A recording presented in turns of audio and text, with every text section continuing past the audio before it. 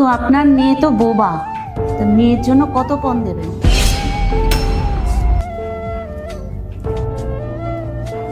কি বলছে ও? না, তেমন কিছু না। পণ নিয়ে বেশি ভাবতে হবে না, আপনার যা বলবো সেটা দিলেই হবে। মা বলো না। বেশি কিছু নয়, ছেলের পড়াশোনার খরচ আর মেয়ের দেখাশোনার জন্য 30 লাখ টাকা দিলেই হবে। হ্যাঁ 30 লাখ টাকাই ঠিক আছে।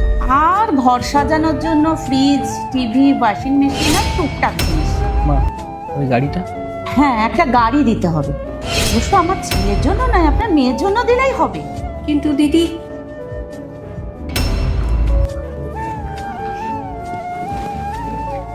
এক মিনিট দিদি, আসছি। মা মেয়ে কোথায় যাচ্ছে বলতো? কি হয়েছে? তুই আমাকে এরকম সাইডে ডেকে আনলি কেন? তুই ওখানে বিয়ে করবি না? ফোন নেবে বলে? ফোন তো সবাই নেয় রে মা। আর তোকে আমি ফোন ছাড়া কিভাবে বিয়ে দেব বলতো? তুই তো বোবা, তুই তো আমার কথাটা বুঝবি একবার। আমার কি অবস্থা, কি করব আমি? আর দেখ, এই পণের বিরুদ্ধে আমিও, কিন্তু আমার তো উপায় নেই রে। ঠিক আছে, চল চল মা, ওনারা বসে আছেন, কিছু মনে করবেন, চল আয়।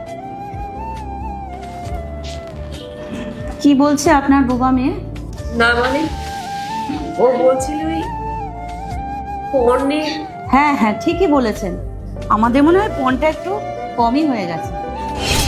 আমাদের যা ফ্যামিলি, আমরা যা বড় লোক, তাতে এই পণটা নেওয়াটা অনেক কম।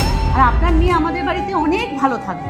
হ্যাঁ আন্টি, অন্যরা তো সব বেশি করে পঞ্চায়েত, আমার মা খুব ভালো আর সুইট বলে ওরা অল্প করেই চাইলাম। তাছাড়া আপনাদের পরিস্থিতি দেখে আমি অনেক কম টাকাই চেয়েছি আপনাদের কাছ থেকে। এরপর কি হলো সেইটা দেখার আগে তুমি যদি এই দুইটা ছবির ভিতর থেকে যে কোনো একটা ছবিকে ভালোবেসে থাকো তাহলে ভিডিওতে লাইক করে চ্যানেলটি সাবস্ক্রাইব করে দাও আর কমেন্টে লিখে যাও আমিন। কি বলছে?